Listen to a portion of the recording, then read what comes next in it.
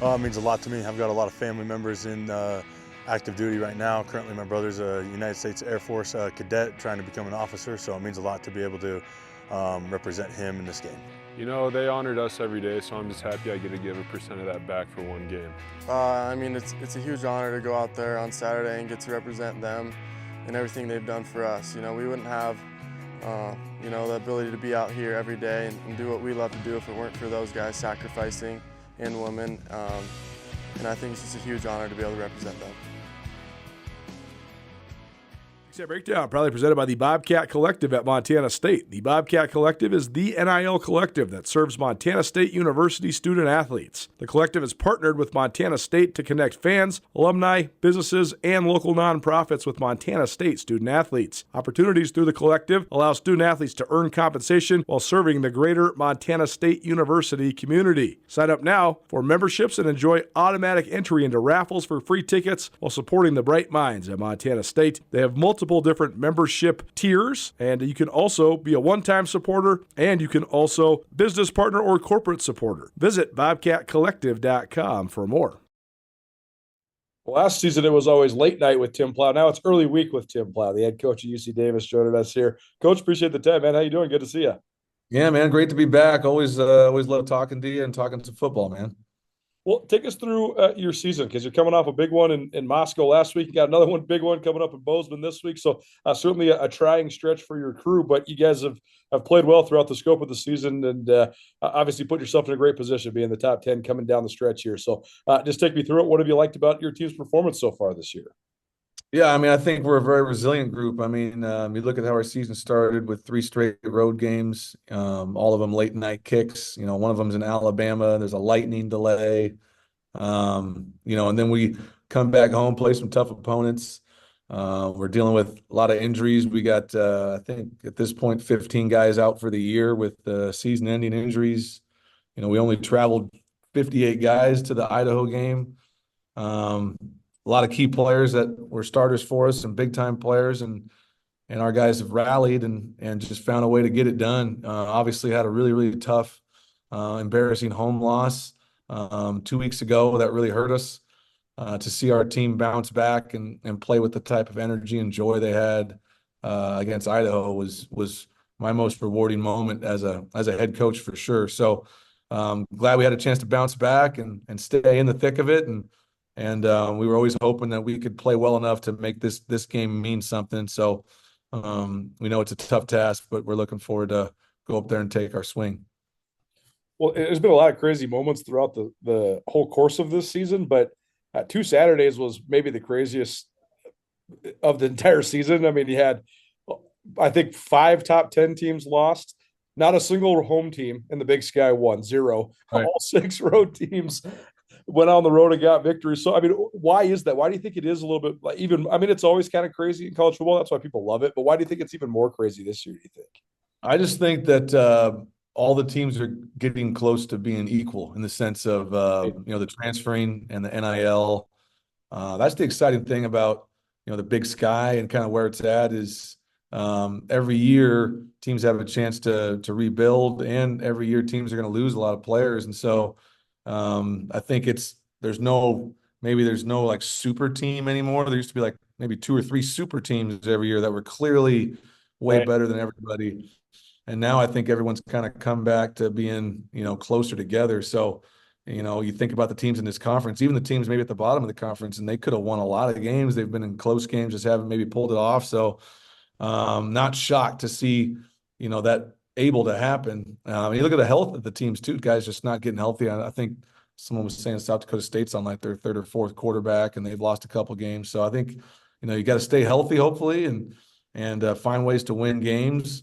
But just a good example of how good the Big Sky is. I mean, I think all these teams can win against anybody every week if they play their best, and that has shown up on both ends of the coin for us.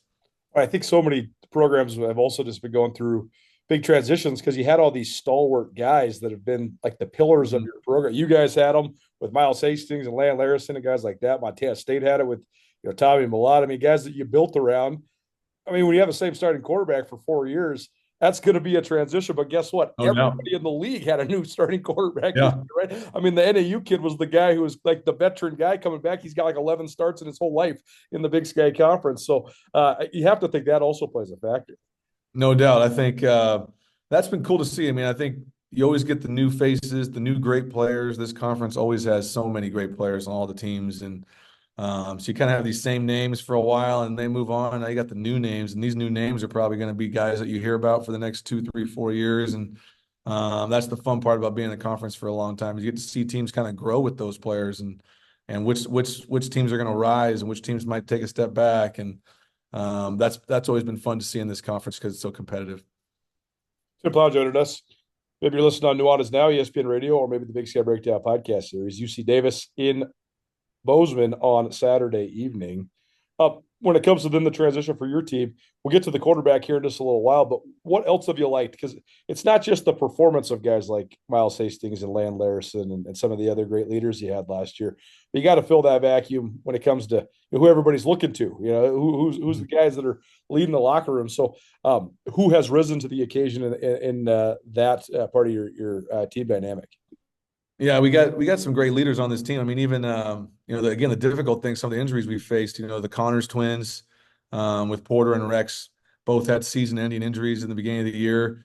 Those are two of our captains and guys in our leadership council, but they're still out at practice and leading and coaching the guys and helping them get better, helping the guys that have come into play for them. Sam Batu, our receiver, has been a great leader. He's having a great season. Mitch Dixon, our tight end, is having a great season, one of the better leaders I've been around. And then Jaden Stanley, who's really been the stalwart of our defense, taking over for Rex Connors and Kavir Baines, and again, being a captain and making some big plays in the secondary have been some of the names that have jumped out to me. Well, Rex Connors going down obviously is a big one for you guys, both from a performance and leadership perspective. How do you think you've weathered that storm? Yeah, I think as good as you could hope. You don't replace Rex at all in his production, but Cole Batson, who was a transfer from Boston College, a grad transfer, who's in our Masters of Management program, has had to play pretty much every snap. Jaden Stanley moving to safety, and then Tico Kalani Riddick, transfer from SEMO, graduate transfer, has been our nickel, and those three guys have kind of rallied the troops when we lost Rex, and all three have had great moments and played really well. Well, when it comes to the quarterback, I know you liked a lot of you guys that you had on the roster during spring, and when I talked to you right before the season, but Kaden Pinnick is the guy that emerged as the guy. So what helped him win that job, and how have you seen him grow? That must be pretty fun for you to see a freshman that probably takes big strides every week. Yeah, no, I think he's still getting better. His best football is ahead of him. I think, what stood out to me in fall camp was just his accuracy. Even though he's a young guy, he was completing the ball at a really high clip. He's continued that this season. His ability to make plays with his legs and extend plays and be a threat as a runner is something we haven't had here in a long time. And he's just a great competitor, man. The guy loves to win. He competes. No one outworks him. He cares a lot. And I think we knew that even though there was going to be some bumps along the way, that man, you can't argue with that experience. And the more he plays, the better he's going to get. And if we can stay in it and win enough games, then maybe by the end of this, you'll get a guy that's playing his best football. And so he's a really exciting player. Love coaching him. And I still think his best football is ahead of him. But man, he reminds you of the guys in this conference, those Vernon Adams and Barry A's and Prue Cops and the guys that can run around and do plays with their legs, but also be accurate and they're tough. So he just looks like a Big Sky quarterback out there making plays. And so always was sick going against those guys. It's nice to have one now that can run around and make your life miserable. How's the transition gone for the offense? Because obviously Miles was such a great, just cerebral quarterback, got the ball out of his hands so quick, such a good decision maker. But I think he'd be the first to admit he's not much of a runner. So how has it changed your offensive just sort of operation with a guy that can extend plays with his legs like that? I think the biggest thing you've seen is our run game. This right now, I haven't checked it recently, but I know going into last week, we were in the top 25 in the country in passing and rushing. That really hasn't been, us in a long time. We've always been kind of a top 10, top 5 passing team, and our rushing's been solid, but I can't remember the last time we were a top 25 rushing team. And so I think having a guy that's athletic like that just adds another dynamic in the run game. They got to honor him in regards to his threat running the football. Sometimes you call a pass play, it's not open. He runs for 15 yards. And so I think the biggest adjustment has been we've been able to lean on the run game more, only throwing the ball like 25, 30 times a game now. And that's an added element that I think makes us, a team that maybe can play longer when you can lean on your run game a little bit more. When it comes Town to Pump's Pump It Up Rewards Plus program and never pay full price for fuel again. Save 5 cents on every gallon every day at any town pump across Montana. Plus, earn and redeem points on your favorite in-store items to get free stuff with our clubs. Stop in and pick up a rewards card. Download the Pump It Up Rewards Plus app today. Or visit townpump.com/rewards to register and start saving. Right down the road, pump it up. Oh, yeah. Shine Beer Sanctuary is leading the charge when it comes to promoting beer culture in Montana. Located at the corner of Church and Main and downtown Bozeman, the locally owned and operated tap house and bottle shop has the best beer selection in the Treasure State. The bar has 32 rotating beers on tap with everything from Duvel to local ciders, gluten-free beers, and non-alcoholic options. The bottle shop has more than 400 beer offerings from all over the world, and Shine offers Cicerone-trained beer guides. Come enjoy beer heaven at Shine Beer Sanctuary in Bozeman. Pinnick and his multi-sport abilities, is that something that's going to continue, or have you guys talked about that? Yeah, I mean, he's got a chance to be a big-time baseball player at Davis. He redshirted last year. Coach Nicholson, our head baseball coach, and I were really close. And so, yeah, when spring comes around, he'll be trying to make, the starting roster as an outfielder, try to crack the lineup. And everything I've been told by those guys is they're not going to be shocked if down the road if he's doing that. So I expect him to be playing baseball in the spring, and we'll work around his schedule with spring football and how that works. But I'd be a hypocrite if I didn't let him do it, because that's what I came to Davis to do too, is play both baseball and football. So if he's athletic enough and the coaches think he's good enough, man, I'm all for it, and I'm happy for him. I didn't realize that about you. I didn't know you were also a baseball guy. Fascinating. Yep. Do you see a baseball element to the way that he plays? Because it seems like there can be. I mean, we've seen this with guys in the NFL, right? Russell Wilson, Kyler Murray, kind of got like that backyard, improvisational type of deal that baseball guys often have. Do you see that in him? Yeah, I think, for me personally, I always look at recruiting quarterbacks, whether or not they've played baseball. And it might be something that maybe I'm biased because I played, but when I think of the best quarterbacks to ever play, most of them were really good baseball players, right? Oh. Even Tom Brady was drafted. John Elway was drafted in baseball. Patrick Mahomes. You look at these guys, they were all great baseball players. And I think it's just, again, throwing the ball at different platforms, throwing it off balance. The ability to have great eye-hand coordination, the ability to read plays before they happen, situations and talking through them. I just think there's a lot of things that carry over to quarterback play. So for me personally, when I recruit quarterbacks, if they don't play baseball, it definitely hurts in how I score them in regards to recruiting. What a crazy athlete. We went down the Kaden Pinnick rabbit hole watching his basketball highlights too earlier this year. Me and Sammy and Kim were kids. Was obviously a great athlete. But let's talk about the matchup. Tim Plough joined us here. His team, UC Davis in Bozeman, to take on Montana State on Saturday evening, nationally televised. So start there. What do you think of just the opportunity to put Davis on the national TV screen and just get extra exposure for the university? Yeah, I think it's just a great, look at our season. We started the year on ESPN against Mercer, national broadcast, and now we're finishing the year almost at the end here with a national broadcast game against a top 10 team again. So I think it's great for our program to get just eyes on Davis, because you and I have talked how Davis is a beautiful place and a top public school in the world, and it has a great football program. And so, for us to be able to get on the national stage, people to see the gold helmets and get to know our program and our players, really thankful for that the Big Sky, has us in that standpoint where they want us to put us in that game. And obviously has a lot to do with Montana State and the success they're having. So really, really cool for us to have a chance to just have our school be on the national stage. And for us, we just want to go out there and hopefully play our best football in front of all those people, so they can, maybe people that want to donate to the program and help us, guys that support the program and helps recruiting. So I think it's a great chance for us to hopefully play our best. And last year against Montana, we had a chance to be on national television and play one of our better games. So hopefully that continues this year. the way that last year's game went was such a crazy one. They get out to this huge lead, but then you guys come roaring back, goes all the way down the wire. So what lessons do you take from that game that you take into this week?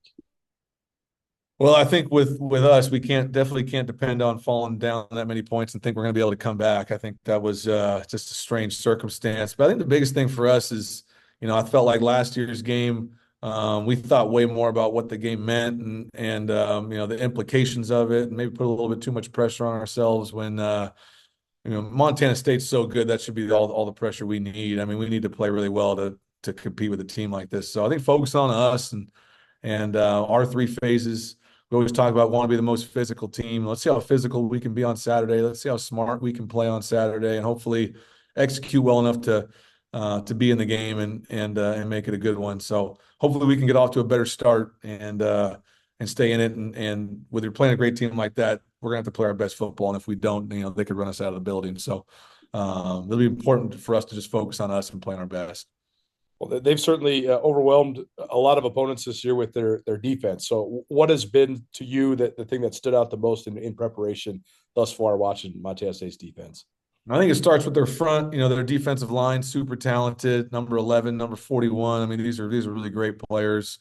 They get after the quarterback. They force a lot of tackles for loss in the run game. They're very active, very physical, well coached. Definitely one of the better fronts we've seen all year.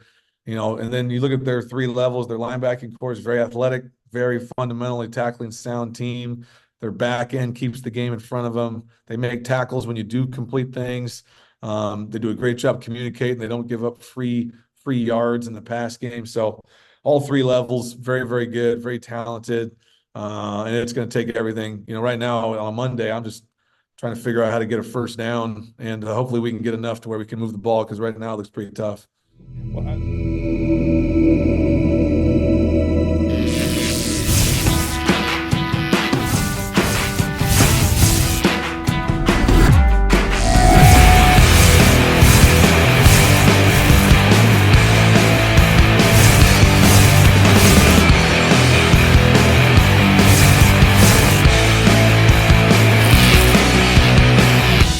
Jewelry Design Center. We want to be your jeweler for life.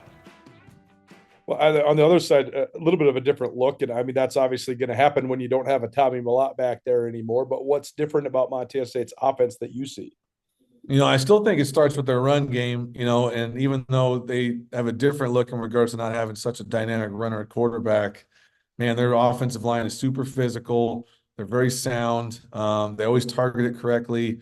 The running backs, man, those are still the same dudes that were causing problems a year ago. Both those guys can really play.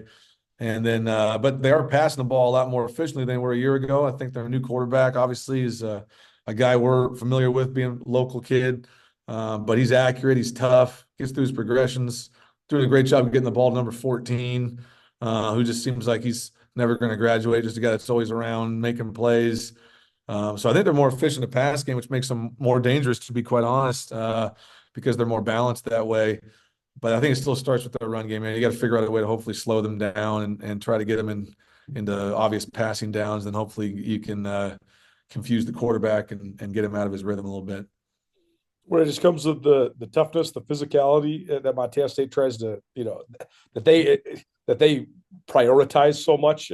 Right. How do you go about starting to match that element of the football game? That's something we prioritize too. I think it's one of our mantras that we want to be the most physical team every week, and the most physical team wins. We always say the most physical team wins, and the smartest teams never lose. And so, it's a great challenge for us to go against a team that historically is very physical, and that's always been a big part of the Montana schools and how they play. And so, we want to be able to play just as physical as they do. It's something we practice and we preach, and we're very confident that we can play physical football, but you got to go up there and prove it, and play against a team like that. I thought last year we played, down for down, stride for stride, punch for punch with the two Montana schools, and it was a great sign for our program that we're able to do that, and hopefully we can continue to make that something that we can do every year. Well, last thing for you that I know, last year you mentioned that the road always seems to go through Montana when it comes to the Big Sky Conference Championship. So what do you think of just the position you put yourselves in? How do you sort of maximize this opportunity for your football team on Saturday in Bozeman? Yeah, obviously the loss 2 weeks ago that's what makes what made it such a heartbreaking and embarrassing day for us, as we knew you couldn't afford to have days like that in this conference with those two schools. That if those schools might lose a game, as the year goes, and so, but happy at this point that that we've only lost one and we're still in it, and so I think the biggest thing for us is, man, we got to control what we can control, which is we got 2 games left against two really good teams, and we're going to have to play our best to even be in those games. And so I'm just thankful that the game means something. It's a nationally televised game. It's great for our program. But if we hadn't taken care of business in the previous 10 games, it wouldn't be as important. So the fact that it is important means that we've just played well and gotten ourselves to a spot where we can compete for a championship and hopefully compete for a playoff spot. And our goal every year is to win the Big Sky and beat our rivals. And so still have a chance to accomplish both those goals if we could take care of business. But we know that's going to be a tremendous challenge against these guys. Tim Plough, UC Davis in Bozeman on Saturday evening. Coach, we appreciate the time. Thanks so much. And I look forward to seeing you on Saturday. But best of luck this week and travel safe. Heck yeah, man. Let's bring back Coach Plough after dark when we get it going. Let's talk some football as this thing keeps rolling, man.